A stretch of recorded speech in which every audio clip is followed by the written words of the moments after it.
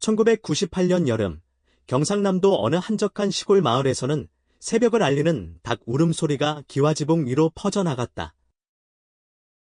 평화로운 아침 공기가 금방이라도 터질 듯한 아기 울음소리에 깨져버린 곳은 마을 끝자락에 자리한 낡은 나무집이었다.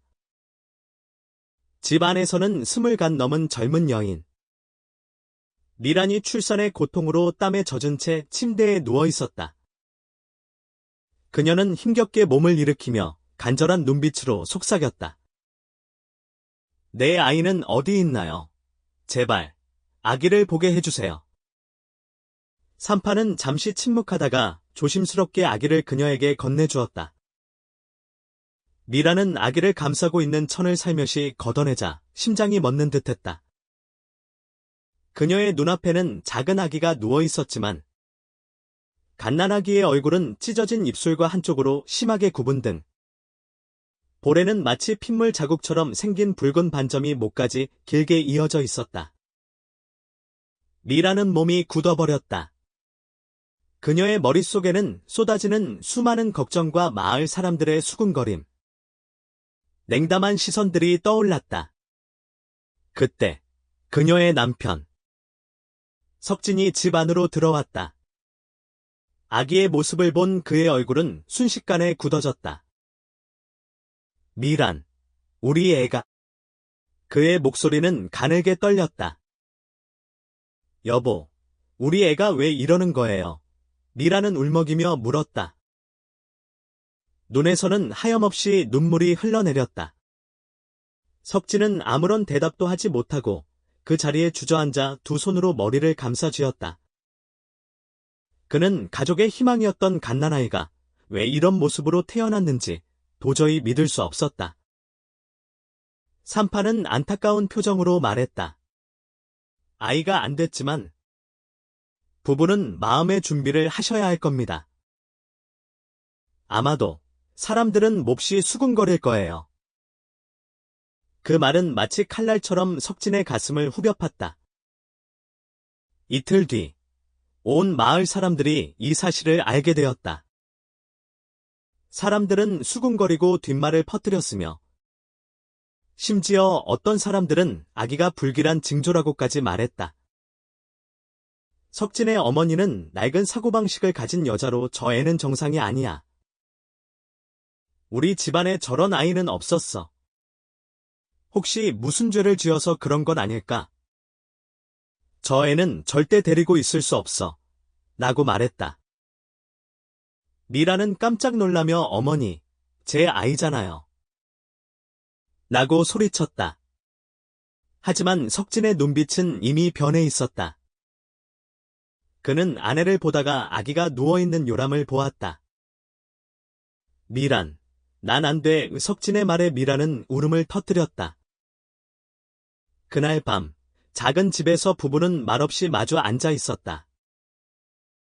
호롱불이 그들의 얼굴에 불안한 그림자를 드리우고 있었다. 석진이 입을 열었다. 미란아, 나도 그러고 싶진 않아. 하지만 한번 생각해봐. 저 애를 데리고 있으면 저 애의 삶이 어떻게 될까? 사람들은 저 애를 괴물이라 부르고 아무도 저 애와 놀아주지 않을 거야.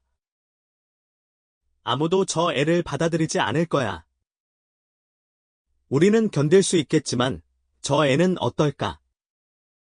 미라는 몸을 떨었다.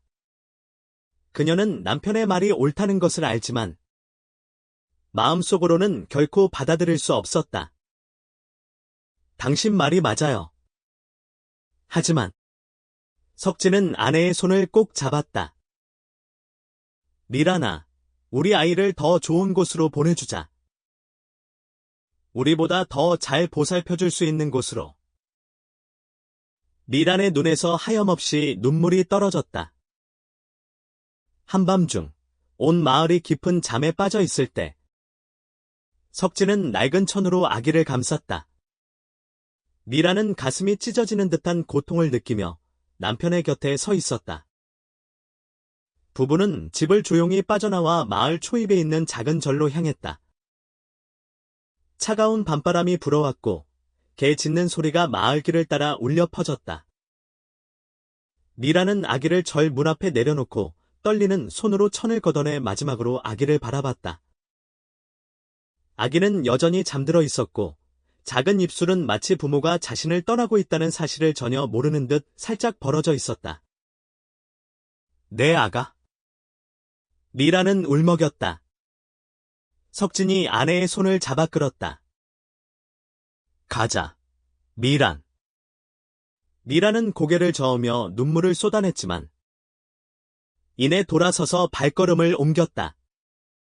부부의 모습은 어둠 속으로 사라져갔고 어린 아기는 차가운 바람 속에서 몸을 웅크린 채 남겨졌다. 아무도 그 순간 그들이 인생에서 가장 소중한 것을 잃었다는 사실을 알지 못했다. 새벽을 알리는 닭 울음소리가 온 마을에 울려 퍼지며 새로운 하루의 시작을 알렸다. 화한사의 주지 스님인 현우는 인자한 얼굴의 노인이었고 늘 하던 대로 절문을 열고 하루를 시작하기 위해 준비하고 있었다. 그가 절 마당을 훑어보던 중 문 앞 한쪽에 놓여있는 아기 바구니를 발견했다. 작은 아기는 낡은 천에 감싸져 움직임 없이 누워 있었다. 스님은 급히 아기를 들어 올렸고 아기의 미약한 숨결을 느끼며 가슴이 아팠다. 누가 이렇게 작은 생명을 버리고 간 것일까? 현우 스님은 아기를 절 안으로 데려갔다. 그리고 따뜻한 온기를 불어넣어 주며 아기의 몸을 살폈다. 아기의 찢어진 입술과 굽은 등을 보면서 스님은 한숨을 내쉬었다. 스님의 눈빛은 연민으로 가득 차 있었다. 아기가 버려졌다는 소식은 순식간에 마을에 퍼져나갔다. 몇몇 사람들은 동정심을 느꼈지만 대부분은 고개를 저으며 불길한 말을 속삭였다. 아마도 애 부모가 키울 형편이 안 돼서 버렸겠지. 쯧쯧. 보기만 해도 안쓰럽네. 하지만 커서 고생 좀 하겠어. 저런 건 누구의 죄벌일지도 몰라. 그들의 뒷말은 갓 태어난 아기의 귀에는 들리지 않았지만 훗날 아이가 성장하면서 듣고 느끼게 될 것이다. 스님은 아이에게 단순하지만 의미 있는 이름인 태양을 지어주었다. 태양이 역경 속에서도 굳건하게 자라나기를 바라는 마음에서였다. 그러나 운명은 그에게 결코 호락호락하지 않았다. 태양은 절에서 스님들과 불교 신자들의 보살핌 속에서 자라났다. 비록 친부모의 사랑은 받지 못했지만 태양은 배불리 먹고 따뜻하게 옷을 입을 수 있었다. 하지만 태양은 마음 한구석이 항상 허전했다. 마을 아이들이 부모님과 함께 절에 와서 부처님께 공양을 올릴 때면 태양은 항상 멀리서 그 모습을 지켜봤다. 마음속 깊은 곳에서 알 수 없는 감정이 솟아올랐다. 태양은 친부모가 누구인지, 그들이 한 번이라도 자신을 안아준 적이 있는지, 그리고 그들이 자신을 기억하고 있는지 알지 못했다. 끊임없이 되풀이되는 이 질문은 태양의 어린 마음을 괴롭혔지만 아무도 그 질문에 답해줄 수 없었다. 태양이 5살이 되자 태양은 자신이 남들과 다르다는 것을 인지하기 시작했다. 태양은 절 마당에 있는 무릉덩이에 비친 자신의 모습을 보았다. 찢어진 입술은 아물었지만 여전히 뚜렷하게 흔적이 남아 있었다. 굽은 등은 그가 다른 아이들처럼 똑바로 설 수 없게 했고 얼굴에 있는 핏자국 같은 붉은 반점은 아프지는 않았지만 항상 다른 사람들의 호기심 섞인 눈길을 끌었다. 마을 아이들은 호기심과 두려움이 섞인 눈빛으로 태양을 바라봤다. 얼굴이 너무 이상해. 쟤 귀신 아니야. 저 애랑 놀지 마. 재수 없어. 처음에는 태양이 그 말들이 무슨 뜻인지 몰랐지만 점점 자신이 고립되어 있다는 것을 깨달았다. 태양이 아이들에게 다가가면 아이들은 도망갔고 스님을 따라 장에 가서 쌀을 얻어올 때면 사람들은 측은해하거나 피했다. 어느 날 마을의 한 할머니가 절에 와서 태양을 보고 고개를 저으며 스님에게 이렇게 말했다. 스님, 저 아이 계속 데리고 있으면 안 좋은 소리 나올 텐데. 그냥 고아원에 보내시는 게 어때요? 그 말들을 듣고 그 자리에 서 있던 태양은 어린 나이에도 불구하고 자신을 다른 사람의 눈에 짐이자 불행으로 여긴다는 것을 깨달았다. 그 후로 태양은 혼자 놀거나 절에서 조용히 일을 도왔다. 그리고 씩씩하게 살아가라는 스님의 격려에 씩씩하게 살아갔다. 그러던 태양에게 인생 첫 친구, 재민과 유진이 나타났다. 재민과 유진은 같은 마을에 사는 아이들이었다. 아이들은 부모님과 함께 절에 와서 공양을 드리고는 했다. 다른 아이들과는 다르게 재민은 태양을 무서워하지 않았고, 유진은 늘 태양에게 미소를 지었다. 어느 날, 마을 아이들이 다 같이 제기차기를 하고 있을 때, 태양은 멀리서 그 광경을 바라보고 있었다. 재민은 그 모습을 보더니 손을 흔들며 태양을 불렀다. 야, 여기 와서 같이 놀자. 태양은 깜짝 놀랐다. 태어나서 처음으로 먼저 같이 놀자는 제안을 받은 것이다. 하지만 곧바로 다른 아이가 너 미쳤어. 저 애 괴물이잖아. 저 애랑 놀면 재수 없어. 라고 소리쳤다. 그러자 재민은 눈썹을 찌푸리며 단호하게 말했다. 제가 뭘 잘못했다고 그래. 쟤도 우리랑 똑같은 사람이야. 왜 같이 못 놀아? 그 말에 아이들은 입을 삐죽거리며 자리를 떠났다. 재민은 웃으며 태양의 손을 잡고 끌어당겼고, 유진은 조심스럽게 태양의 손에 작은 제기를 쥐어주며 말했다. 자, 이 중에 마음에 드는 걸 골라. 태양은 자신의 손에 놓인 제기를 보고 재민과 유진을 바라보며 마음이 이상하게 따뜻해지는 것을 느꼈다. 태어나 처음으로 태양은 받아들여진다는 느낌을 받았다. 재민과 유진은 태양에게 소중한 친구가 되었지만 그들의 우정만으로는 태양의 마음속 허전함을 채울 수 없었다. 큰 명절이 되면 가족들은 절에 와서 공양을 올렸고 태양은 친구들이 부모님을 따라 다니는 것을 멀리서 지켜봐야 했다. 어느 날 유진이 태양에게 물었다. 태양이 부모님은 어디 계셔? 태양은 고개를 저으며 대답했다. 몰라. 절에 버려졌대. 유진은 눈을 크게 떴고 재민은 갑자기 진지한 표정을 지었다. 태양아. 만약 내가 부모님이 없으면 우리랑 함께 가족이 되자. 태양은 미소 지었지만 마음속 깊은 곳에서는 친부모가 언젠가 자신을 찾으러 올 거라는 희망을 품고 있었다. 그러나 태양은 과거의 상처는 쉽게 아물지 않고 등을 돌린 사람들은 결코 돌아오지 않는다는 것을 알지 못했다. 태양이 9살이 되던 해, 뜻밖의 사건이 그의 삶을 바꾸어 놓았다. 그날, 화한사에서 불우이웃을 위한 자선 행사를 열었다. 스님들과 자원봉사자들은 쌀을 나누어 주고 빵과 우유를 사람들에게 나누어 주느라 바빴다. 태양도 자원봉사를 하며 이리저리 뛰어다니며 나이 드신 분들에게 작은 쌀 포대를 나눠주었다. 그때 행사장에서 중년 부부 한 쌍이 눈에 들어왔다.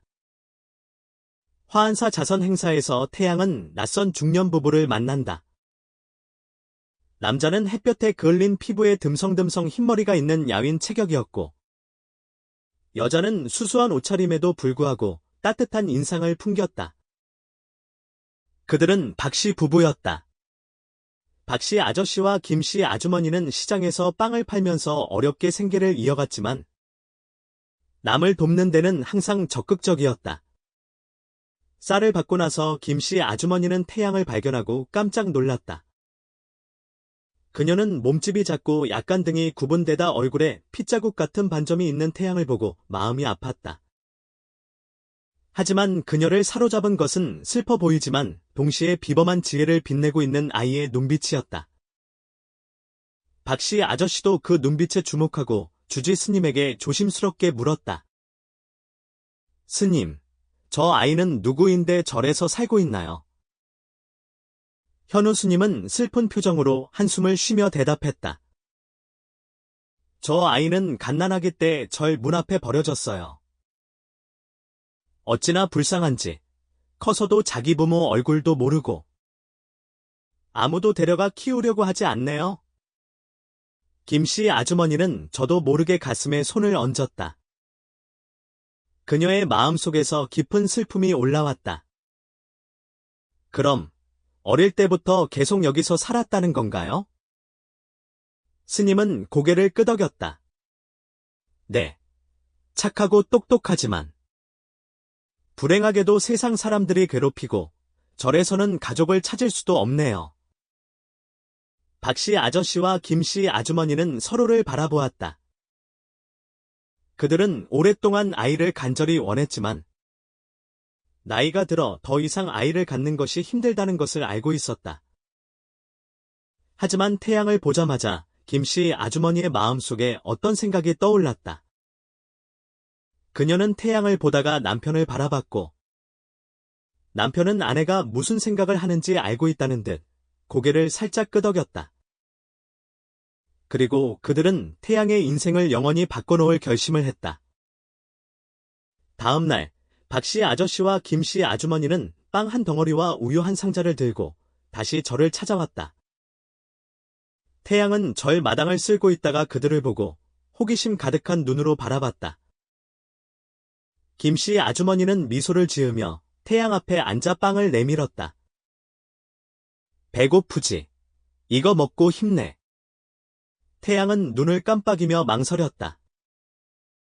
태어나서 이렇게 특별한 호의를 받아본 적이 없었지만 김씨 아주머니의 따뜻한 눈빛에 거절할 수 없었다. 그는 빵을 받아들고 조용히 감사 인사를 했다. 감사합니다. 박씨 아저씨는 아내 옆에 앉아 태양의 머리를 쓰다듬으며 물었다. 얘야, 너 혹시 집이 갖고 싶니? 태양은 눈을 크게 뜨고 아저씨를 바라봤다. 김씨 아주머니가 부드럽게 웃으며 말했다. 우리는 부자는 아니고 시장에서 빵을 파는 부부이지만 네가 원한다면 우리가 너의 부모가 되어줄 수 있어. 태양은 눈을 크게 떴다. 믿을 수 없는 일이었다. 가족이라니? 진짜일까?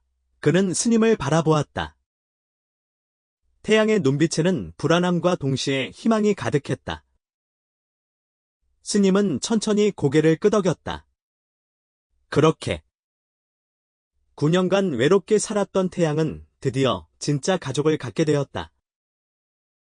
태양은 처음으로 절이 아닌 다른 집으로 들어갔다. 박씨 아저씨와 김씨 아주머니의 작은 집은 좁은 골목길 안에 있었지만 항상 깨끗하고 따뜻했다. 매일 아침 빵 굽는 향기가 가득했고 바삭바삭한 빵 칼질 소리가 골목길에 울려 퍼졌다. 처음에는 태양이 낯을 가렸다. 그는 부모를 갖는다는 것이 무엇인지, 사랑받는다는 것이 어떤 느낌인지 익숙하지 않았다. 하지만 김씨 아주머니는 인내심을 가지고 태양을 가르쳤다. 빵집 일을 도와주는 법, 글 쓰는 법을 가르쳤고, 아침마다 꼼꼼하게 머리를 빗겨주었다. 박씨 아저씨는 말이 없었지만 항상 태양을 묵묵히 챙겼다. 장에 갔다 올 때마다 태양을 위해 작은 선물을 사왔는데, 때로는 귤이었고, 때로는 공책이었다. 어느 날 밤, 태양이 이불을 펴고 있을 때 김씨 아주머니가 들어와 따뜻한 이불을 조용히 태양의 침대에 놓아주었다. 그녀는 미소 지으며 말했다. 이제 따뜻하게 자렴. 더 이상 몸을 웅크리지 않아도 된단다. 태양은 이불을 보다가 김씨 아주머니를 보면서 입술을 깨물다가 갑자기 김씨 아주머니를 껴안았다. 엄마. 김씨 아주머니는 깜짝 놀랐고 이내 태양을 꼭 안아주면서 눈물을 흘렸다. 태양은 드디어 가족이 생긴 것이다. 가족을 갖게 되었지만 태양의 과거는 완전히 지워지지 않았다. 어느 날 빵집에서 어머니를 돕다가 옆집 할머니들이 수군거리는 소리를 듣게 되었다. 저 아이, 양자로 들인 애라지. 저렇게 흠 있는 애를 왜 데려다 키우는 거래. 그러게나 말이야. 착하긴 한데 얼굴이 너무 흉하잖아. 커서 누가 데려가겠어. 태양은 그 자리에 굳어버렸고 손에 들고 있던 빵을 꽉 쥐었다. 김씨 아주머니는 그 소리를 듣고 즉시 옆집 할머니들을 노려보며 엄한 목소리로 말했다. 저 아이는 내 아이고 아주 착한 아이입니다. 아무렇지도 않게 독서를 내뱉는 어른들보다 훨씬 나아요. 옆집 할머니들은 얼굴이 빨개져서 자리를 피했다. 태양은 어머니를 바라봤다. 따뜻함이 그의 가슴에 퍼져나갔다. 태양은 더 이상 두렵지 않았다. 과거가 어떠했든 지금은 가족이 있고 그것이 전부였다. 하지만 인생은 결코 태양에게 쉽지 않았다. 비록 사랑하는 가족을 가졌지만 태양은 사회의 편견에서 벗어날 수 없었다. 학교에 처음 간 날, 태양은 설레면서도 긴장했다. 새하얀 교복을 입고 김씨 아주머니가 정성스럽게 준비해준 약간 큰 고무신을 신고 학교로 향했다. 하지만 학교에 들어가자마자 태양을 기다린 것은 예상치 못한 현실이었다. 아이들은 태양을 이상하게 쳐다봤고 누군가는 코웃음을 쳤다. 아, 제 얼굴 좀 봐. 왜 이렇게 삐뚤어졌어? 저 애 왜 저렇게 생겼어? 보니까 꼭 괴물 같아. 웅성거리는 소리가 들려왔다. 태양은 몸이 굳어졌다. 손에 들고 있던 가방을 꽉 쥐었다. 마치 절에 혼자 있던 날처럼 다시 거부당하고 고립되는 느낌이 엄습했다. 재민과 유진은 급히 달려와 태양을 가로막았다. 왜 그렇게 말해? 태양이도 우리랑 똑같아. 재민이 크게 소리쳤다. 하지만 아이들은 웃기만 했다. 우리랑 똑같다고? 그럼 너희는 왜 쟤처럼 이상하게 생기지 않았어? 태양은 고개를 숙였다. 가슴이 찢어지는 듯 아팠다. 눈물은 나지 않았지만 마음은 칼로 베는 듯했다. 그날 집으로 돌아온 태양을 보고 김씨 아주머니는 뭔가 잘못되었다는 것을 눈치챘다. 그녀는 태양을 끌어안고 조심스럽게 물었다. 학교에서 무슨 일 있었니? 태양은 잠시 침묵하다가 울먹이며 말했다. 엄마, 왜 나는 다른 사람들과 똑같지 않아? 김씨 아주머니는 태양의 마음을 알아차렸다. 그녀는 태양을 꼭 안아주며 등을 토닥였다. 태양아, 내가 다른 사람들하고 다를 수는 있지만 그게 사랑받을 자격이 없다는 뜻은 아니란다. 하지만 모두가 나를 이상하게 쳐다보고 놀리잖아. 그럼 너는 그 사람들에게 무엇을 보여주고 싶니? 태양은 어리둥절한 표정으로 엄마를 바라봤다. 그 사람들이 뭐라고 하든 내가 그들보다 더 강하다는 것을 보여주고 내가 불쌍한 사람이 아니라 특별한 사람이라는 것을 보여줄 수 있잖아. 태양은 오랫동안 아무 말도 하지 않았다. 그날 밤, 태양은 호롱불 아래 앉아 열심히 공부를 했다. 누구도 태양의 가치를 깎아내릴 수 없다는 것을 보여주고 싶었다. 비록 놀림을 받았지만 태양은 포기하지 않았다. 그는 누구보다 더 열심히 공부했다. 선생님들도 조용하지만 항상 최고 점수를 받는 태양에게 주목하기 시작했다. 어느 날, 담임 선생님이 반 학생들에게 말했다. 여러분, 고시에서 수학 영재 대회가 열립니다. 참여하고 싶은 사람은 신청하세요. 반 아이들은 웅성거렸고 태양은 볼펜을 꽉 쥐었다. 그는 참여하고 싶었다. 그는 자신이 흠있는 아이만이 아니라 뛰어난 재능을 가지고 있다는 것을 증명하고 싶었다. 하지만 태양이 일어서자 다른 아이가 비웃듯이 말했다. 어휴, 쟤도 나가겠다고. 제가 뭘 잘한다고. 또다시 조롱이 쏟아졌다. 재미는 화가 나서 벌떡 일어서며 말했다. 태양이가 나간다면 나도 나갈 거야. 누가 더 잘하는지 두고 보자. 선생님은 태양을 바라보며 부드럽게 물었다. 태양아, 너도 참가하고 싶니? 태양은 숨을 크게 쉬고 단호하게 고개를 끄덕였다. 수학 영재대회는 11월 어느 날 아침에 열렸다. 태양은 시험장에 앉아서 손에 땀을 흘렸다. 그는 시험지를 보며 스스로를 진정시키려고 했었다. 그는 이번 시험이 단순한 시험이 아니라 온 세상 사람들에게 자신을 증명할 기회라는 것을 알고 있었다. 태양은 눈을 감고 숨을 크게 쉬고는 연필을 잡고 문제를 풀기 시작했다. 3시간 뒤, 태양은 시험장을 나서며 그 어느 때보다 마음이 가벼웠다. 일주일 뒤, 결과가 발표되었다. 태양이 1등을 차지했다. 아이들은 깜짝 놀랐다. 태양을 조롱하던 사람들은 모두 입을 다물었다. 태양은 아무 말도 하지 않았다. 그는 굳이 말로 반박할 필요가 없었다. 결과가 이미 그의 가치를 증명했기 때문이다. 상장을 받은 태양은 급히 집으로 달려갔다. 김씨 아주머니는 태양을 보고 걱정스러운 표정으로 물었다. 무슨 일이니? 태양은 숨을 헐떡이며 상장을 들어 올렸다. 엄마, 제가 1등 했어요. 김씨 아주머니는 깜짝 놀랐고 이내 태양을 껴안으며 하염없이 눈물을 흘렸다. 엄마는 알고 있었어. 우리 아들이 얼마나 똑똑한지. 태양은 엄마 품에 얼굴을 묻으며 따뜻함에 휩싸였다. 그는 더 이상 남들의 험담에 신경 쓰지 않았다. 그는 자신이 노력하면 무엇이든 할 수 있다는 것을 알았다.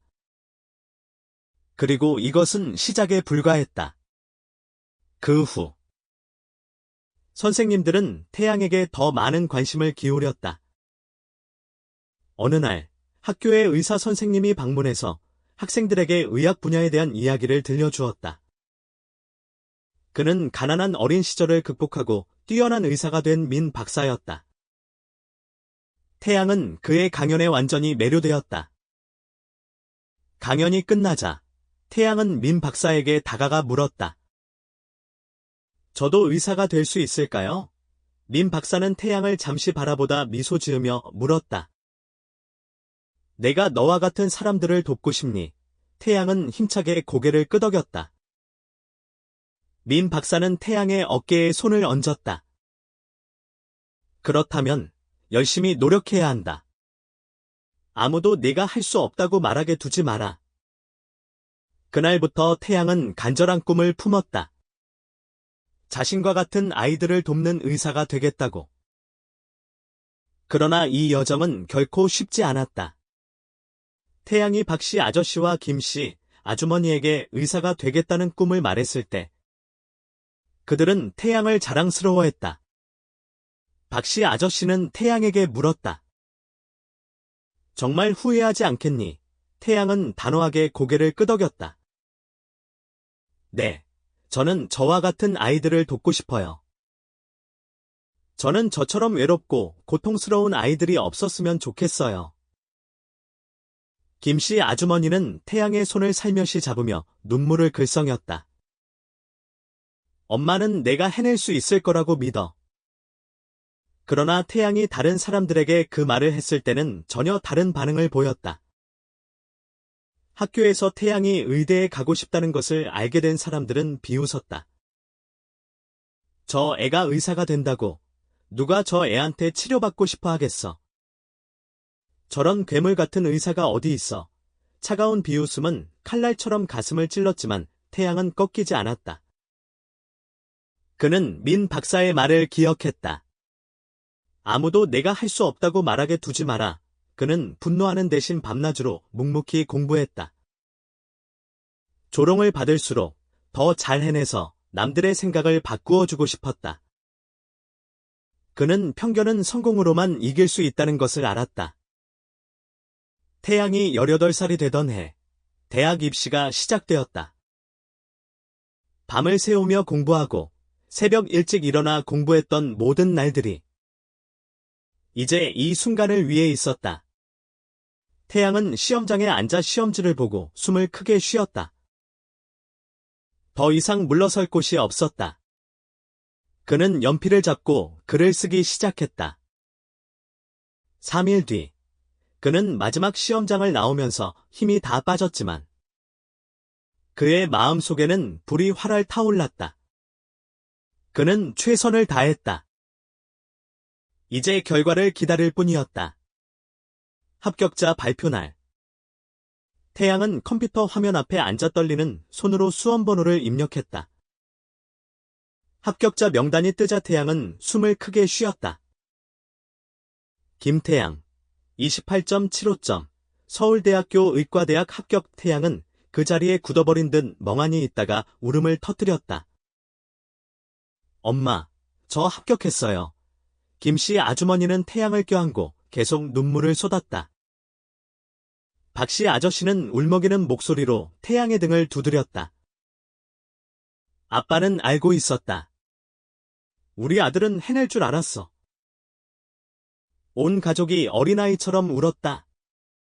수많은 노력 끝에 태양은 버려졌던 어린아이의 모습이 아닌 당당하게 자신의 꿈을 이룬 사람이 되었다. 하지만 태양은 험난한 세상에 자신의 노력이 헛되지 않을 것이라는 것을 알았다. 대학에 들어가면서 태양은 모든 것이 생각처럼 쉽지 않다는 것을 알게 되었다.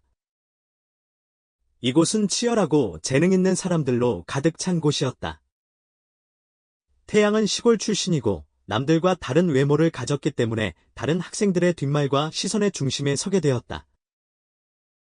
제발, 어떻게 저런 애가 여기 들어왔지? 혹시라도 의사 되면 누가 저 애한테 치료받고 싶겠어? 그 말들이 예전처럼 태양을 아프게 하지는 않았지만 그는 더욱더 공부에 매달렸다. 돈이 없어 학원에 다닐 수는 없었지만 도서관에서 책을 빌리고 꼼꼼하게 필기하며 밤낮 없이 공부했다.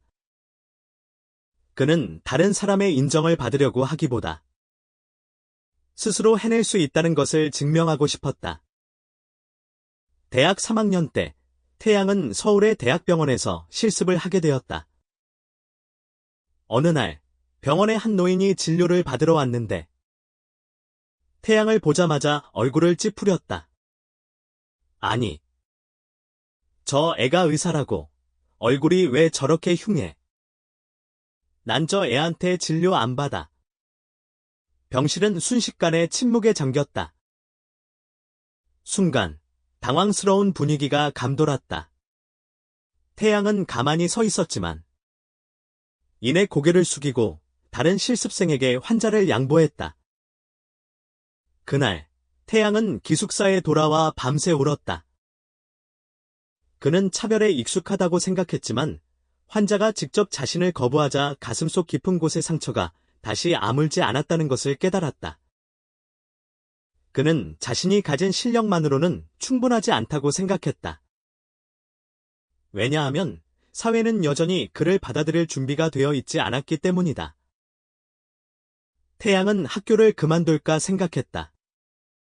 그때 태양에게 힘을 주었던 민 박사에게 전화가 왔다.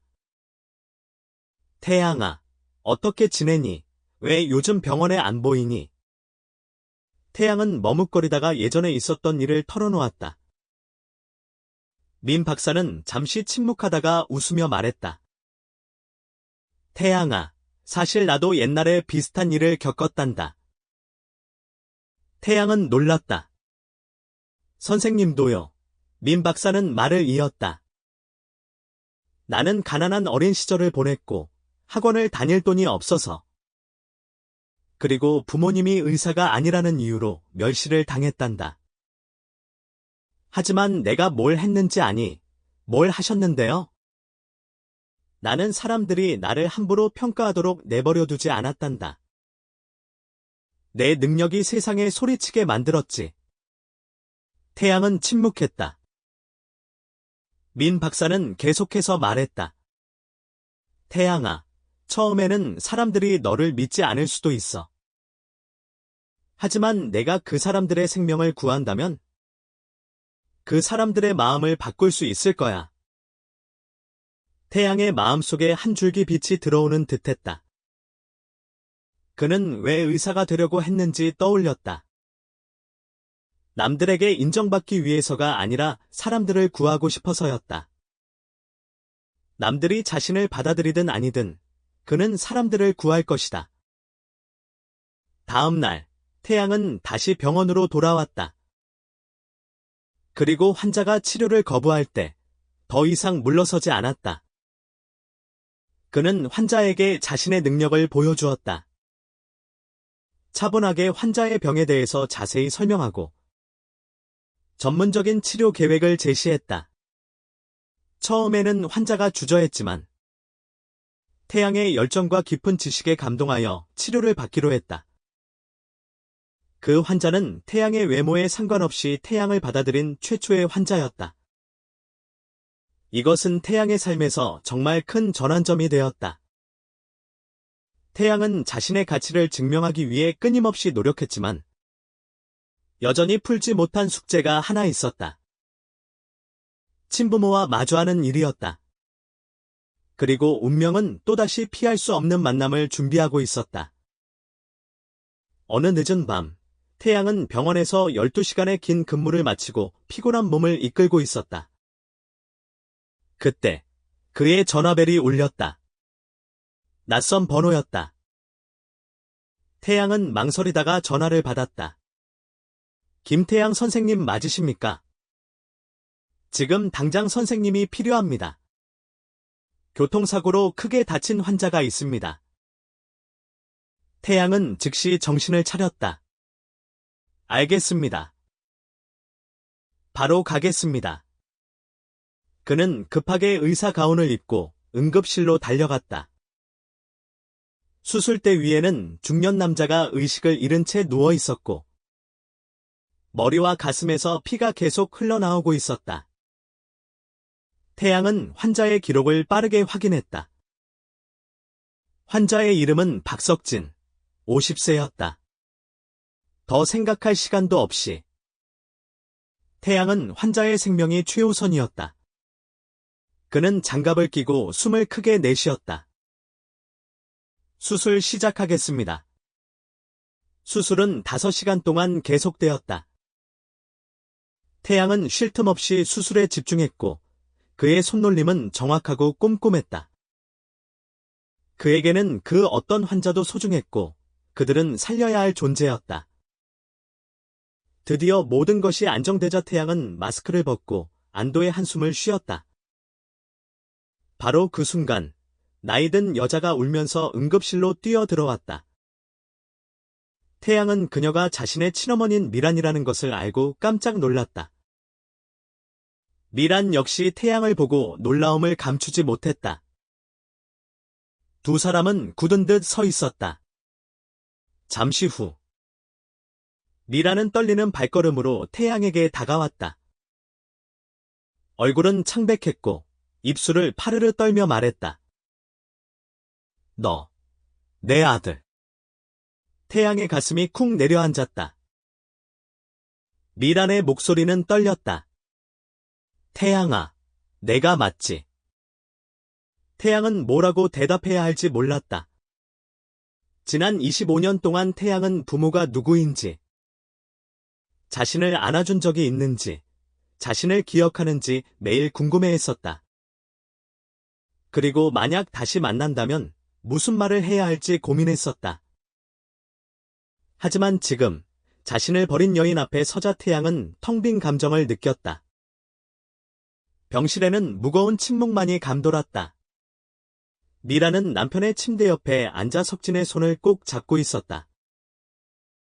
석진은 태양을 버렸던 장본인이었지만 지금은 병상에 누워 의식을 잃은 상태였다. 미라는 고개를 들어 태양을 바라보면서 눈물을 뚝뚝 흘렸다. 지난 세월 동안 엄마는 항상 너를 찾았어. 하지만 어떻게 너를 대해야 할지 몰랐다. 태양은 아무 말도 하지 않았다. 화를 내야 할지, 불쌍하게 생각해야 할지 알 수 없었다. 너, 엄마 미워하니? 미란의 목소리가 매여 있었다. 태양은 손을 꽉 쥐었다. 미움이 없었던 건 아니었다. 왜 버려졌는지, 왜 사랑받지 못했는지 몇 번이고 자문해봤었다. 하지만 이제는 박씨 아저씨와 김씨 아주머니, 친구들, 그리고 태양을 믿어주는 많은 환자들이 있었다. 그는 더 이상 예전처럼 나약한 아이가 아니었다. 마침내 태양은 숨을 크게 쉬고 미란을 바라보며 차분하게 말했다. 오래전에 용서했어요. 하지만 엄마도 스스로를 용서하는 법을 배워야 해요. 미란은 깜짝 놀랐다. 눈물이 계속 흘렀지만 그 눈물은 슬픔뿐 아니라 해방의 의미도 담고 있었다. 사흘 뒤, 석진은 혼수 상태에서 깨어났다. 자신의 아들을 버렸던 남자는 이제 그 아들에게 목숨을 구원받았다. 석진은 태양을 보고 말을 잇지 못했다. 그의 눈은 붉게 충혈되어 있었지만 그는 아무 말도 할 수 없었다. 미라는 남편의 손을 잡고 떨리는 목소리로 말했다. 여보, 이 아이가 우리 태양이에요. 병실은 순간 침묵으로 가득 찼다. 마침내 석진은 간신히 목소리를 냈다. 나는 자격이 없어. 태양은 자신을 원망하고 버렸던 석진을 바라봤다. 하지만 이제는 석진의 연약하고 후회하는 모습이 애처로웠다. 태양은 숨을 크게 쉬고 부드럽게 말했다. 의사는 환자를 가리지 않고 저는 부모님을 고를 수 없어요. 하지만 제가 당신을 살린 이유는 의사의 일이기 때문이에요. 석진은 눈을 감고 눈물을 흘렸다. 25년 동안 숨겨왔던 고통이 마침내 드러났다. 퇴원 후, 미란과 석진은 어떻게든 태양과 연락하려고 했었다. 그들은 태양에게 과거를 만회하고 다시 함께 살기를 원했지만 태양은 돌아오지 않았다. 태양에게는 이미 박씨 아저씨와 김씨 아주머니라는 소중한 가족이 있었기 때문이다. 그들은 태양을 변함없이 사랑했다. 어느 날, 미란이 태양에게 전화를 걸었다. 떨리는 목소리로 말했다. 혹시 엄마라고 불러줄 수 있을까? 태양은 한동안 침묵하더니 조용히 대답했다. 엄마, 잘 사세요. 그리고 전화를 끊었다. 그는 더 이상 원망하지 않았지만 그렇다고 해서 돌아갈 수도 없었다. 과거는 지나갔고 태양은 미래를 향해 나아가기로 했다. 세월이 흘러 태양은 유명한 성형외과 의사가 되어 많은 아이들에게 자신감을 되찾아주고 있었고 그는 더 이상 버려진 아이가 아니었다. 그러던 어느 날 그는 진료실에서 자신의 어린 시절과 꼭 닮은 아이를 만나게 된다. 그 아이는 찢어진 입술에 슬픈 눈을 하고 있었다. 아이는 고개를 숙인 채로 조심스럽게 물었다. 선생님, 저도 평범한 사람처럼 될 수 있을까요? 태양은 미소를 지으며 아이의 어깨를 두드렸다. 너는 누구와 똑같을 필요 없어. 너는 이미 특별한 사람이니까. 그 말에 아이는 눈을 크게 뜨고 조용히 미소 지었다. 그리고 태양은 자신의 길이 다른 사람들에게 희망을 주는 길이 될 수 있다는 것을 알았다. 태양은 비로소 자신이 가야 할 길을 찾았음을 확신했다. 태양은 더 이상 옛날처럼 버려진 아이가 아니었다. 그는 남들이 자기처럼 괴로워하지 않도록 돕는 사람이 되었다. 시간이 흘러 태양은 수많은 아이들에게 희망과 미소를 되돌려 주었고, 그는 최고의 외과 의사가 되었다. 어느 날, 태양은 익명의 번호로부터 문자를 받았다. 내가 자랑스럽다. 태양은 미소를 지었다. 그는 답장하지 않았지만 문자를 삭제하지도 않았다. 말하지 않아도 그 자리에 그대로 존재하는 감정과 기억이 있음을 알기 때문이다. 태양의 이야기는 단순히 용서의 이야기가 아닌 자기 자신을 믿고 앞으로 나아가는, 스스로 운명을 결정하는 이야기였다. 그리고 그 길에서 태양은 삶의 진정한 의미를 찾았다. 그리고 9년 뒤, 태양은 다시 옛 고향 절을 찾았다. 그는 자신을 키워준 스님에게 감사한 마음을 전하고 싶었고, 자신을 버린 어머님에게는 이제 마음속에서 다 해결되었다고 알려주고 싶었다. 그는 제단 앞에서 스님에게 말했다. 스님, 저 해냈어요. 태양은 자신의 삶이 다른 사람들의 삶을 빛나게 할 수 있다는 것을 증명했다. 그리고 스님이 물었다. 어떻게 그렇게 해낼 수 있었니? 태양은 말했다. 포기하지 않고 스스로를 믿었기 때문입니다. 태양은 자신이 걸어온 길을 돌아보며 그가 보여준 믿음과 용서의 이야기가 세상 사람들에게 큰 울림을 주고 자신의 이야기가 영원히 기억될 거라는 것을 알 수 있었다. 그는 스님이 계시는 화한사를 나왔다. 그는 이제 한 명의 위대한 의사이고 또 모든 버려진 사람들을 대변하는 사람이었다. 그의 이야기는 한 사람의 삶을 바꾼 이야기만이 아닌 사회를 바꾼 이야기였다. 태양은 고독한 아이에서 세상을 바꾸는 의사가 되었고 그의 이야기는 수많은 사람들의 가슴에 영원히 남을 것이다. 그는 진료를 시작하는 병원에서 그는 항상 친절하고 따뜻하며 편견 없는 시선으로 많은 사람들을 치료하고 있었다. 그의 이야기가 계속해서 전해지며 세상의 모든 아픔을 치료해 주기를 바라며